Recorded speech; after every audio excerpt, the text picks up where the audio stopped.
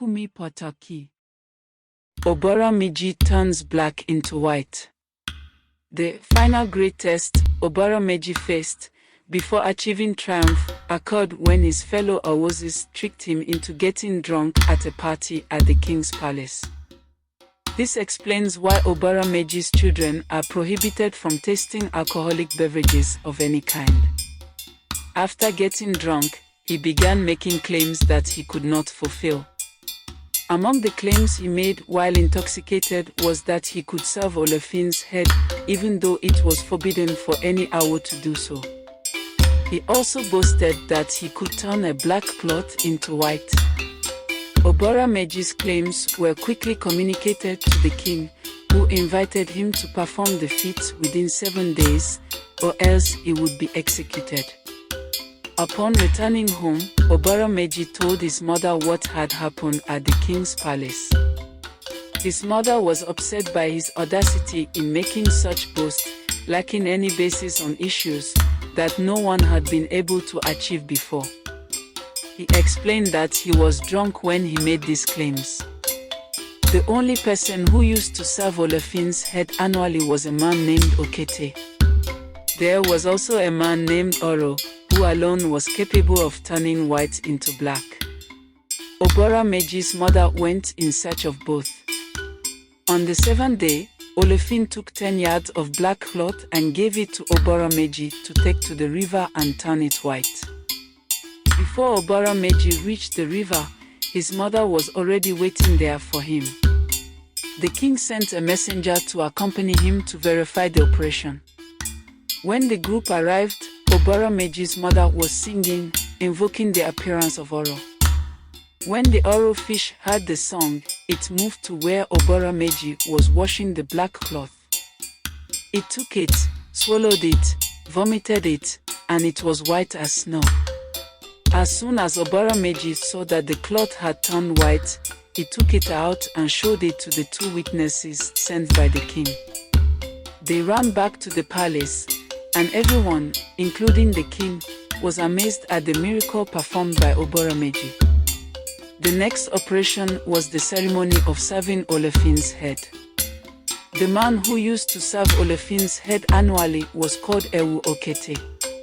Traditionally, he would seek his divination and perform his sacrifices before serving Olofin's head.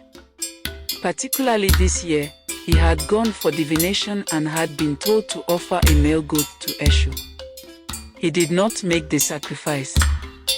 When the time came for him to serve Olofin's head as usual, the ceremony did not manifest. The most important moment of the festival invariably was dedicated to the cloth with which the ceremony was performed to turn its color to white. Due to the sacrifice Ewu Okete refused to make to Eshu, the black cloth refused to change its color to white. From then on, it was clear that the festival was a failure and that the sacrifice to the head did not manifest. Normally, the festival of Olofin's head was followed by peace, prosperity, and progress for both the king and his dominion. However, after the failed head ceremony in that particular year, things began to get difficult for the king and the country.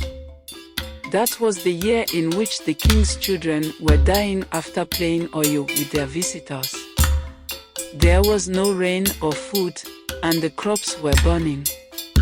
There were several cases of stillbirths and miscarriages. This was the state of affairs in Ife when it was time to celebrate another festival. As the search for a new person to serve Olofin's head began, Obara Meji boasted, again, that he could do it. Before he could do anything, his mother sought divination and was told to give a male goat to Eshu, which she quickly did. Subsequently, she invited Ewu Okete to teach her son the enchantment with which he would serve Olofin's heads. Woni ki oba bori Olofin kori Olofin fin. Ki obara bo oya Olofin kaya Olofin bie. When the time came to serve the king's head, Obara Meji did it without difficulty and finished by touching the white cloth he brought from the river Olok, and with the invisible help of Eshu, As soon as Obara Meji touched it, it quickly turned black.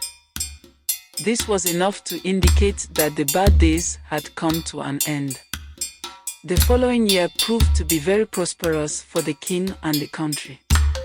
Obara was also greatly rewarded. The moral of the story, Obara Meji turns black into white, is that arrogance and unguarded actions, especially under the influence, can lead to severe consequences. However, with humility, help from others, and adherence to tradition and advice, one can overcome seemingly insurmountable challenges. Additionally, the story underscores the importance of gratitude and respect towards those who support us, highlighting that ingratitude and disrespect can lead to significant personal loss and repercussions. I hope you enjoyed the Sacred Odu Ifá. If so, please like the video and share it with your family and friends. Comment on it and don't forget to subscribe to the channel. And turn on the notification bell for more stories from the Odu Ifá. Thank you for listening. Odebo.